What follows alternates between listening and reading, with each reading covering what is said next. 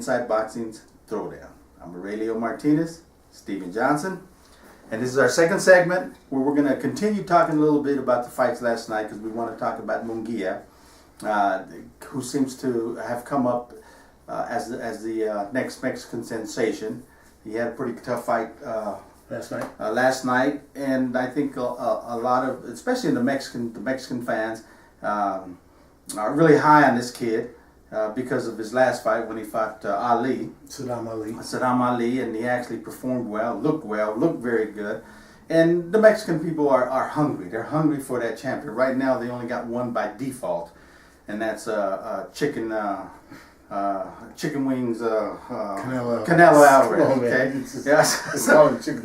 yeah. So anyway, by default, they're looking for someone else, and he had a fight. Munguia came in. He's a young 21-year-old champion that came in the thing, and I like the kid, and I think he's probably going to step up to the plate. But right now, I think he failed the test as far as being that person. Right now, he's too young. He got a lot of work. He got a lot of chinks in his armor, and Liam exposed him last night. What was your take on the fight? You said it exposed him. Exposed him. Yeah. I know, man. He's 21 years old. Liam Smith is 29 years old. I mean, come on, man. There's, I'll tell you what I didn't like, and I thought about you when I'm watching the fight. I'm surprised you didn't say it, because why was Munguia bouncing around so much? I remember when you were calling what's your Marlon Esparza, you said, why should be in a jumping bean all around in there? And he was jumping around. I couldn't figure that one out. Well, that's what I mean. He's got some chinks in his armor on the defensive side. Okay, number one, he got hit way too often, and he got hit way too easily. Okay, so he gets in there with anyone else in that division. Don't forget, he's a champ now. So, are we going to see? Are we going to see him start fighting top 10 contenders that no one wants to see, or are we going to see him step up and defend that belt against other champions? Okay, I'm sorry, but my opinion is he can't go in there and handle his in the ring with the other champions, with the other top. He just can't, not right now. Okay, he gets hit too easily. And when he gets hit with someone that can punch, Liam can't punch. Okay, so Liam couldn't hurt him even if Munguia put his hands down to his waist and put his chin out and got hit. Liam wasn't going to put him out. Let's not go that far. Okay. Let's just say that Munguia. I think, you know what I think. I agree with you. Jared Hurd, Jamel Charlo, Erslandy Lara. He's not ready for those guys. Just from the class. But I'll tell you what, I think a good measuring stick for him to work his way up to that. Somebody like Austin, No Doubt Trout. No doubt still feels like he's got something with him. He's got some work, some things. Well, I think that's what we're going to see with him. Yeah, I really do. So. I really think that's what we're going to see with him, because Hurd will walk him down. Will walk him down and knock him out. Yeah, okay. Hurd is a big boy. He'll knock him out. He'll knock Munguia out. Okay, he's not ready for that. He's not ready. Charlo's hands are too fast and he's too strong to be able to take the punches that he took last night from Liam Smith. But I'll tell you, before I'm too critical of him, because I like him a lot. I'm talking about just not ready. But I think one of the things that I noticed is that, and the reason I mentioned about him jumping around is because when he looked at Saddam Ali, he looked at him like, I'm gonna beat this little dude up. Yeah. And there was no jumping around. He just went but against Smith, man, had some hesitation to that. And I think the fact that he knew that Liam Smith was holding his own with Oscar, but Oscar wore him down. Okay. I mean Oscar. Damn. Yeah. Freudian slip again. Yeah. Canelo. Okay. But Canelo, wore him down and stopped him. I think that's the difference in experience. Is that Canelo has a skill set that you can't deny. That he's got a skill set that it's going to be really hard for somebody to stop him. Canelo knows how to work his way in. Yes. Instead of bouncing and being happy feet, Canelo comes in solid, ready to throw solid set punches, and that's where his power comes from. And Munguia, unfortunately, didn't have that. He was too anxious last night. He was bouncing. He was that jumping bean. And that doesn't translate to any good defense. It doesn't translate to any defense at all. It actually hurts your offense. So you can see when he did set on his punches and started to hit Liam down to the body and stuff, he was very effective. He actually had Liam hurt a couple of times. Yeah. And once again, Liam would back him off.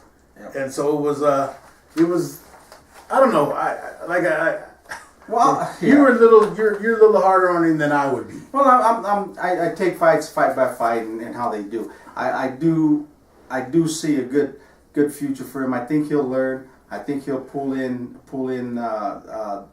that skill set where he gets defensively, where he gets the movement, where he's actually slipping and sliding and making people pay. I think that will come. The only concern I have, isn't he with De La Hoya? Jesus Christ, okay? yes. That's my concern. Yeah. Is De La Hoya is not the best at being able to match and gain experience the way the other promoters. Now you don't want. Now you want to sugarcoat something. Okay. You don't have to sugarcoat it. We know Oscar doesn't know what he's doing. That's all we have to say about that. Okay, let's move on. Okay. Before we get ourselves in trouble. Okay, let's go on to the fights that we got next week, which is usually our second segment. We only got a few minutes to talk about that, but I'll start off real quick with next Saturday, Top Rank on the ESPN Plus.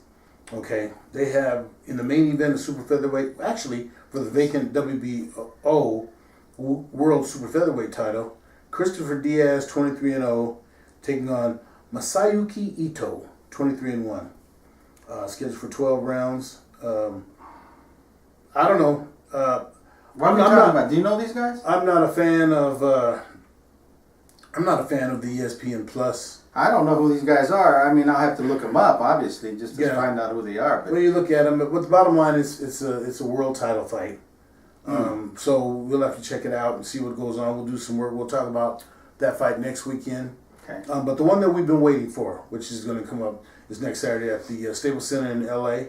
Showtime. Everyone will get a chance to see Mikey Garcia take on Robert Easter Jr. Again, Mikey Garcia undefeated 38-0, Robert Easter Jr. 21-0, and that's for the IBF World Lightweight title and the WBC World Lightweight title. Mm-hmm. For you that don't know about Robert Easter, highly decorated amateur. I followed, Robert in the pros, in the amateurs. Robert's a really good boxer. Okay, he's long. He's got a good solid jab, but Robert has showed himself susceptible to a strong body attack, and I think that's what you'll see from Mikey Garcia. Mikey Garcia will go after that body and probably stop him. Yeah, styles make fights. Yes, and this is. I hate to say it, it's a perfect style for Mikey Garcia because Mikey Garcia comes in, he sets on his punches, and he lands devastating punches. That's what he does. Mm-hmm. You take a guy like Robert Easter, which is long, lanky, and he moves and he touches and moves and stuff like that. That's not going to do any kind of damage to Mikey to gain that respect to slow Mikey down. Mm-hmm. It's not going to happen. And the bottom line is, when Mikey does end up catching him, and Robert Easter has to stop moving around, and he's in trouble. He's in trouble, and he's and going you know to get let me say this too. Mikey Garcia is unbelievable at cutting the ring off, and that's going to cause Robert Easter some problems. Yeah. Okay, like you said, because Mikey's going to catch him. He's going to walk him down. Yeah, and Robert has not shown to me. And like I said, I follow him as an amateur. He doesn't have that punch that he can really back him and keep him off. He's not, and you need to have that respectful power in your punching to change your opponent's game. Now, if you don't mind me, before we have only a few seconds here, let me just say this: we both have been fans of Mikey Garcia, even throughout that debacle of him trying to outmuscle Bob Arum. But the bottom line is this: now Mikey Garcia. 10 seconds. We're going to extend. Just went on record last week saying that he wants Earl Spence. See, this is nonsense. This is utter nonsense. He wants to go from a lightweight title fight at 135, which we know that he's above lightweight. He's more 140. Yeah. Yeah. But to say that he wants Earl Spence is actually ridiculous. He might as well say, I want Terrence Crawford, I want Earl Spence, I want anybody at 147. Mikey, calm down. You know, pump them brakes a little bit, buddy. I know you want the big fights. I don't know how soon it's going to happen. But man, the names that he's called out, well, he didn't have a chance again. Well, you know, he's talking about moving up to their weight, and he's fighting. It doesn't take long to realize when you're fighting a bigger person, and a bigger person with skill set And power. that changes the game in the ring. Okay. Yeah. Unfortunately, he should be calling Lomachenko, but he doesn't call Lomachenko because that fight will never happen. There's a Bob Arum into that mix, and we all know the situation between Mikey Garcia and Bob Arum. That's right. So that fight won't happen. I mean, it just not going to happen. It's the business of boxing. So that's it.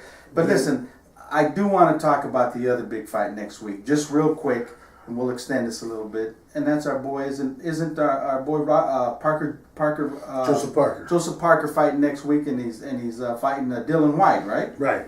Over there in England. And I just want to touch on that because I'm very interested in that fight, just for the simple reason because the winner of that fight will stay in the heavyweight mix. The loser of that fight pretty much is going to be out of that mix and He'll just be a gatekeeper. A gatekeeper, you know, make a few bucks here and there. Yeah. And but the winner will keep himself in that mix. And I'm just interested in that because I was so high on Robert Parker when he Joseph Parker when he first started, and I thought you were gonna say Ray Parker. And for a minute there, you know how you mess up names. I think so. But you know, you're right. You're right. I'm interested in to see if he can't get back on that track to the fighter that he was when he started his heavyweight career, because I really think there was a lot of bad decisions and mismanages. Now, whether that was him or his management, I think he sat himself back, thinking he already had made it to the top and gotten the fan base that was going to make him the money, and it was a big mistake. It was a costly mistake. Well, you know what? And the sad thing about that is, and I'm really, man, good one to remember that fight, because sad thing is that it won't be on TV. I mean, yeah, I'm gonna find it. We'll find it. It's being televised on Sky Sports. Yeah, we'll find it. So we'll just stream on it, so we'll be able to talk about it. But man, that should be a good fight. Dylan White has been begging, to get the fight, and he finally got it. So he's gonna come in and he's ready. Joseph Parker, like you said, for him, man, it's make or break for him. So we'll see what happens. But we'll talk about that next week also. Okay. We'll come back and see us on our third and final segment, where we'll talk about open topic. We got a lot of things to talk about, the happenings in this game. So come back and see us. And until then, Steve, hey, keep it, man.